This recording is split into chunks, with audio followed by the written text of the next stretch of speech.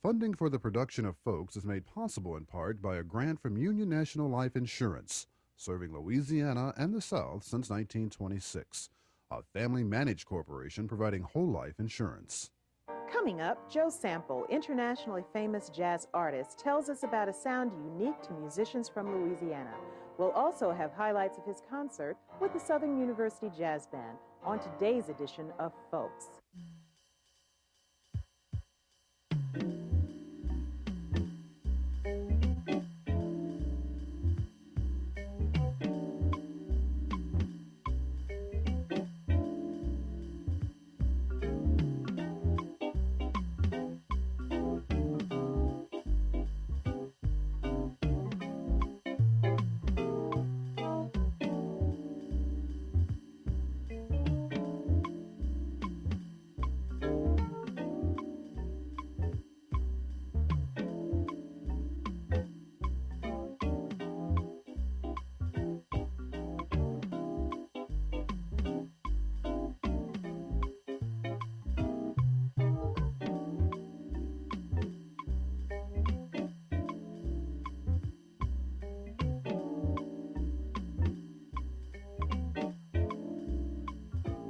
Hello, everyone. I'm Sonya Masingale, and welcome to another edition of Folks. We decided to take a break from our usual issues format and bring you something that we hope you'll find enlightening as well as entertaining. Jazz musician and educator Billy Taylor describes jazz as a unique American phenomenon, America's classical music. As a musical language, it has developed steadily from a single expression of the consciousness of Black people to a national music which expresses Americana to Americans as well as to people from other countries. We're going to hear some of those American expressions today from the Southern University Jazz Band and their special guest, Joe Sample. Now, Sample was in town to conduct a master class and jazz workshop at the Southern University School of Music. He told us that you can take the man out of Louisiana, but you can't take Louisiana out of his music. It's too much of bands sounding the same nowadays. It isn't. Joe Sample was born in Louisiana but grew up in the 5th Ward of Houston, Texas.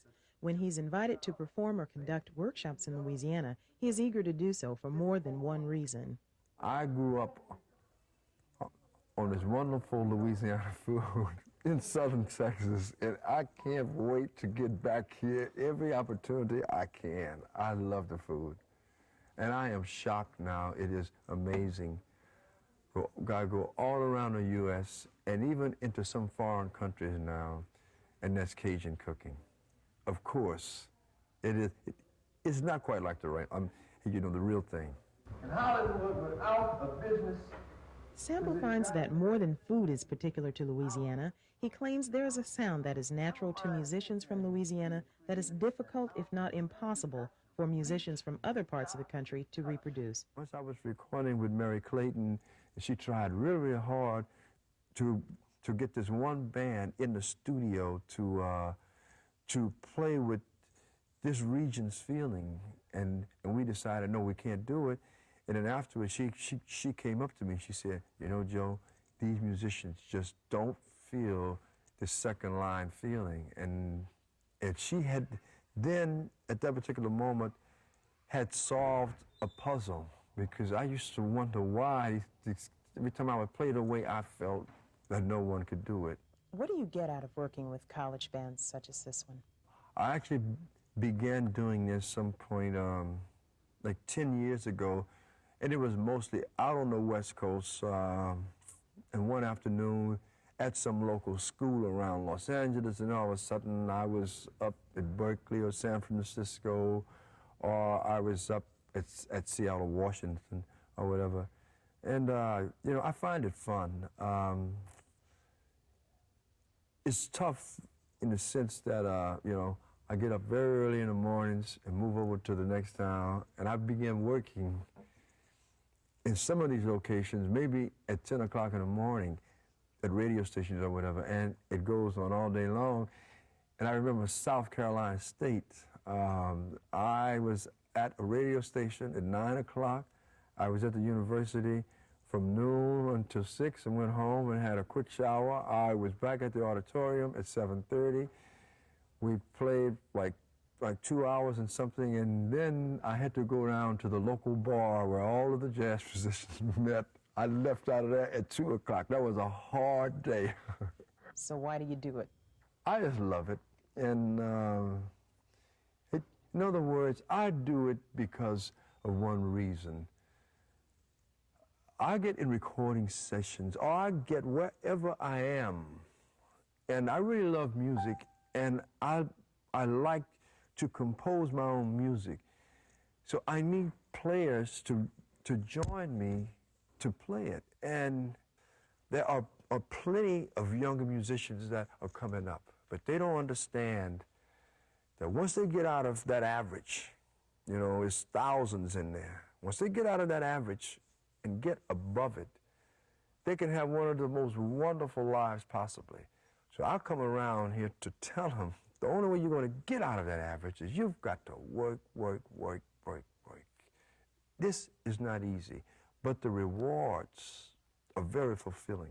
But at this time, bringing to the stage at Southern University, the incomparable, the incredible, insatiably talented Mr. Joe Sample.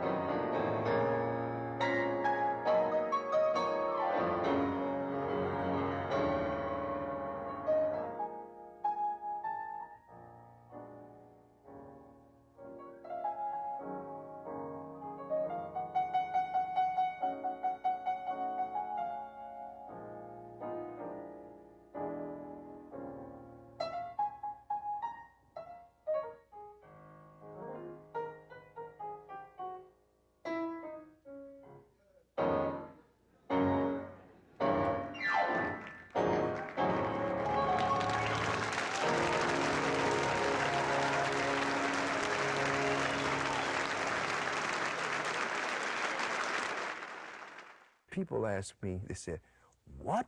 You still practice?" I said, "Are you kidding? You think I can do this because I'm so lucky? God just blessed me?" You know, you think about a fighter. You think about these kids in the games, right? Olympic Games, the divers, the high jumpers, the runners, the timing that they have to do to win by seconds or even milliseconds. The downhill racers, they will win by 1/10 of a second. Do you think that they just go out partying every night and then go get up on that mountain and race down it? It's the same thing. If we deal with muscles, it's all muscles. A trumpet player here, he deals with muscles and it's knowledge and all that. So they have to be willing to work hard. I still practice a couple of hours a day. Sample is one of the most commercially successful jazz musicians in the U.S., and the Crusaders one of the most commercially successful jazz groups. But jazz continues to be one of the least financially rewarding of all kinds of music. What can be done to increase the commercial feasibility of jazz? You can go into a Holiday Inn bar and hear some guy there that sings out of tune. He plays the piano. He has a little rhythm machine sitting over there, but he's singing all of the hits. Now, just that one guy in there with that little rhythm machine will have 100 people out on that dance floor dancing, and they're having a wonderful time. But you can get a 5-piece jazz band in there. The guys can't really play that well. They'll run everyone out of there. Unfortunately, jazz is an art form. You simply can't imitate or copy a jazz record and half play it. I would be the first one to run.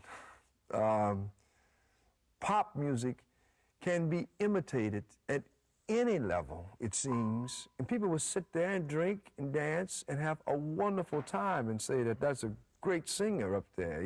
It doesn't matter if the guy is out of tune or whatever. With jazz, it really does. That's the long way around the question. The other thing is, I really have no idea other than getting shotguns and lining them up and making them come in there and sit down and listen to some great music. I don't know.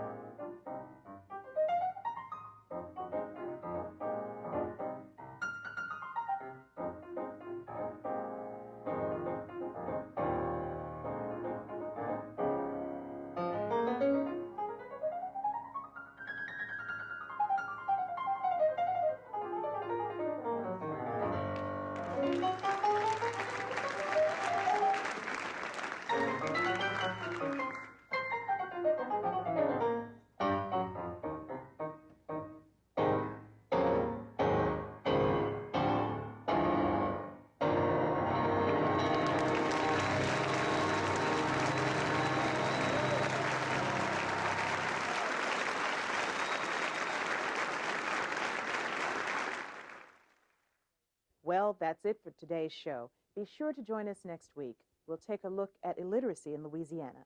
See you then. Bye-bye.